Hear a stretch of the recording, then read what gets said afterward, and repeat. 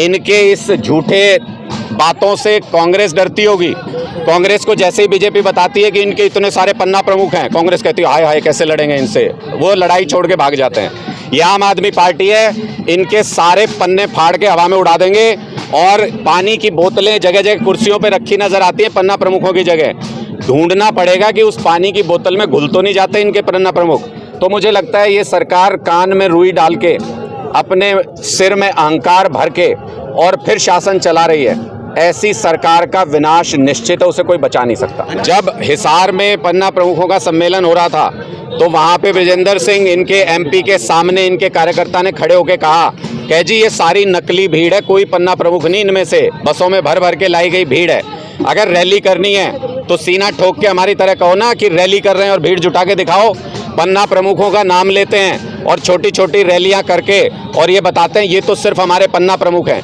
हड़ताल चल रही है और पिछले 5-6 दिन से ये लोग एक अपनी जायज़ और तर्कपूर्ण मांग को लेकर धरने पे बैठे हुए हैं। मुझे लगता है 35-400 की जो ये मांग कर रहे हैं, एक तो होता है मांग करना कि कोई ऐसे ही नारे लगाने शुरू कर दे कि हमको ये दो, माइक नीचे। एक इन्होंने अपने मांग पत्र में जिस स्पष्ट तरीके से ये बता रखा है कि जब शुरुआत हुई आज से 4-5 दशक पहले तो कई सारी कैटेगरी ऐसी थी गवर्नमेंट जॉब में जिनको इनके समानांतर इनके बराबर सैलरी मिलती थी। फिर पे स्केल आते गए अलग अलग और अलग अलग कैटेगरी के लोगों के लिए वो पे बढ़ाते चले गई गवर्नमेंट और इनको पीछे छोड़ते चले गए। तो एक तरीके से अन्याय हुआ है क्लर्कों के साथ। अगर आप देखें स्पष्ट तौर पे तो पूरी सरकार जो चल रही है ये वो पोर्टल के दम पे चल रही है। कई लोग तो कहते हैं ये पोर्टल की सरकार है, जैसे राक्षस की जान उसके तोते में होती थी, कहानियों में सुना था हमने। इस सरकार की जान इनके पोर्टल में है और पिछले 5-6 दिन से मुझे लगता है मुख्यमंत्री जी को पहली बार ये पता चला होगा कि पोर्टल भी अपने आप नहीं चलते, उनको भी इंसान चलाते हैं। जब से इनका धरना स्टार्ट हुआ है क्लर्कों का, वो सारे पोर्टल सारे विभागों के ठप पड़े हैं, किसी भी काम को कोई ढंग से नहीं हो पा रहा। और ये सिर्फ सरकार का अहंकार है। जितना 15 दिन की इनकी हड़ताल में नुकसान हो जाएगा सरकार को, उतने पैसे में इनको अगले 5-10 सालों तक बढ़ा हुआ वेतनमान दे सकती है सरकार।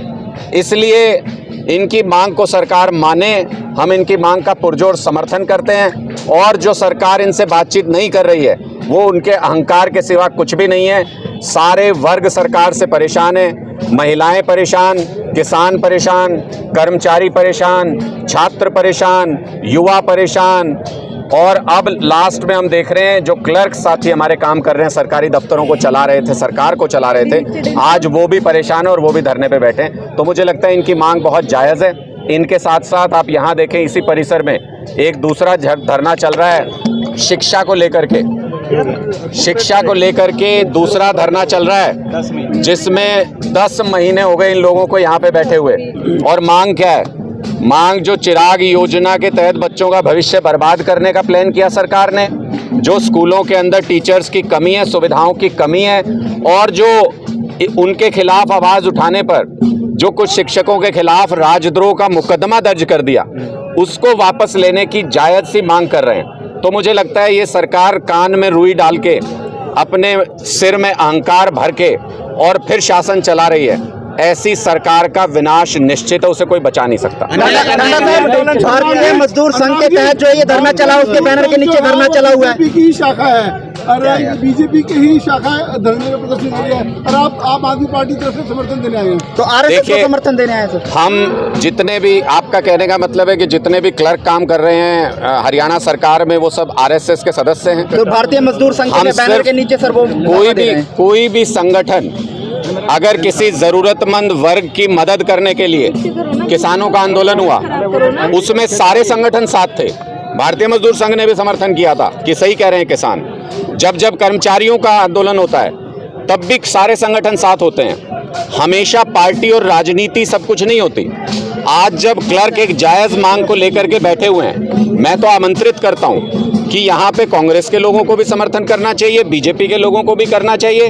आम आदमी पार्टी इन क्लर्कों के मुद्दों के साथ अपने आप को जुड़ा हुआ महसूस करती है और हमको लगता है कि इनकी मांग जायज़ और तर्कपूर्ण है, इसलिए हम इनका समर्थन करने के लिए यहाँ पर आए थे।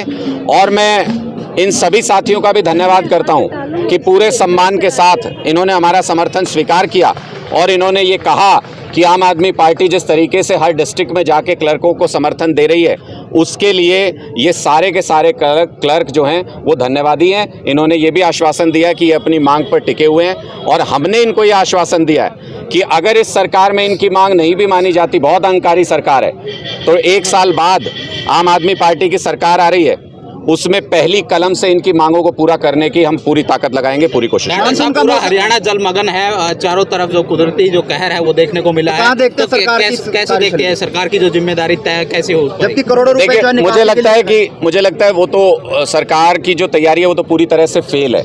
विभाग बने हुए हैं आपदा प्रबंधन के, पानी की निकासी की व्यवस्था तो फ्लॉप है ही है हर शहर में, लेकिन अगर आपदा आ भी जाए तो उसके प्रबंधन के लिए, ताकि लोगों को कम से कम नुकसान हो, करोड़ों रुपए सालाना खर्च किए जाते हैं। ढेरों अफसर हैं जो आपदा प्रबंधन विभाग में काम कर रहे हैं, लेकिन जब आपदा आई तो रंगे हाथों पकड़ी गई ये सरकार, या सोते हुए पकड़ी गई आप कह सकते हैं ये सरकार, कि पता ही नहीं चला कि आपदा कब आई, कैसे लोगों को उससे समस्या हुई, कैसे लोग परेशान हुए। आज मैं देख रहा था अनिल विज जी भी बोट में बैठ के अपने घर जा रहे थे। भाई साहब, आप तो मंत्री हो, बड़े आदमी हो, 4-5 सिक्योरिटी गार्ड बोट के चारों तरफ लेके आप तो बोट में बैठ के जा सकते हो, लेकिन आम आदमी के बारे में भी सोचो।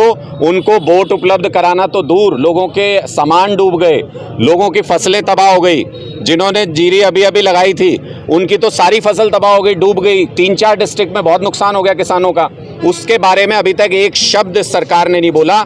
उस नुकसान की तुरंत भरपाई भी करनी चाहिए और आपदा प्रबंधन के साथ साथ लोगों की मदद जो होनी चाहिए आपदा के समय में, उसमें सरकार को आगे आना चाहिए। उसमें अभी तक ये सरकार पूरी तरह से फेल नजर आ रही है। मैं आज 1-2 जगह पे जा रहा हूँ। मैं अभी कल नीलोखेड़ी में मकान गिरने से एक पति पत्नी की मौत हो गई थी, मैं उनके दुखी परिवार से मिलने भी आज जा रहा हूं, और कुछ बाढ़ प्रभावित क्षेत्र शाहबाद में मैं वहां पर भी आज दौरा करने के लिए जा रहा हूं। हमारे साथियों को, स्थानीय साथियों को ड्यूटी दे करके आएंगे कि जिसको जहां ज़रूरत हो पूरे हरियाणा में। आम आदमी पार्टी के कार्यकर्ताओं से मैं अपील करता हूं कि पूरे हरियाणा में जहां भी आपको बाढ़ग्रस्त इलाके में कोई भी परेशान व्यक्ति नजर आए, अपनी पूरी ताकत और क्षमता से उनकी मदद करें। आम आदमी पार्टी का एक कार्यकर्ता बाढ़ राहत कार्य में मदद करेगा। जिले की शुगर मिल पानी में डूबी हुई है। देखिए, बहुत सारे सरकारी संस्थान मैं बहुत सारे सरकारी संस्थान जो हैं वो इस बाढ़ की चपेट में आए हैं। ये ज़्यादातर शुगर मिल तो पहले से ही डूबी हुई हैं, आज तो सिर्फ पानी में डूबी हैं। और जो किसान कलायत जिला बोल रहे हैं जी, मैडम जिला बोल रहा था, मैं सुन लिया था मैंने।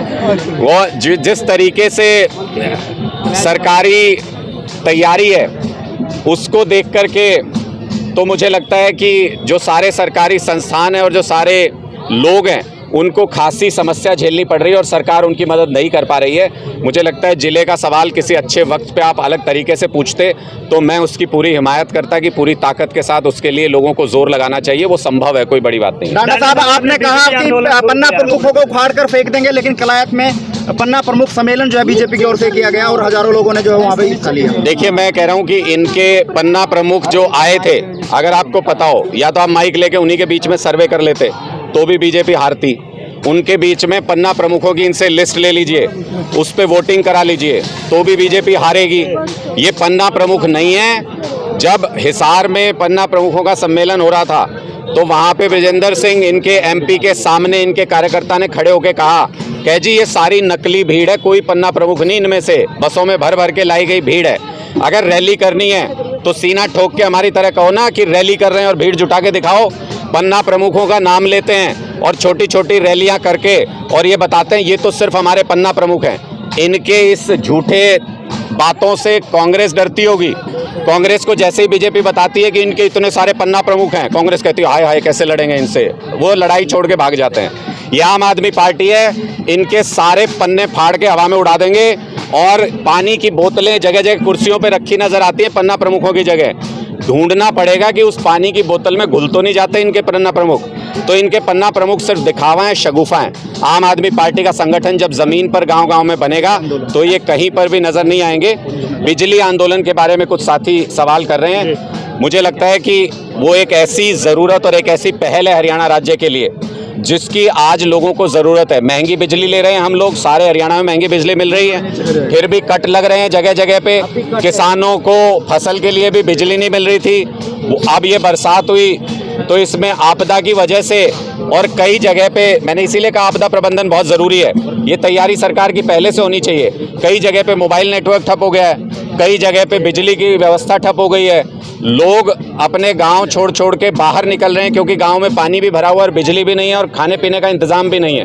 तो मुझे लगता है कि पूरी तरह से सरकारी व्यवस्था ठप है। बिजली आंदोलन को एक एक गली, एक एक गांव तक, एक एक घर तक लेकर के जाएंगे।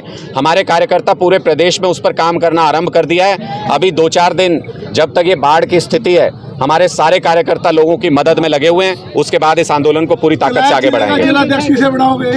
जब जिला बनेगा, हमारे जिलाध्यक्ष तैयार हैं।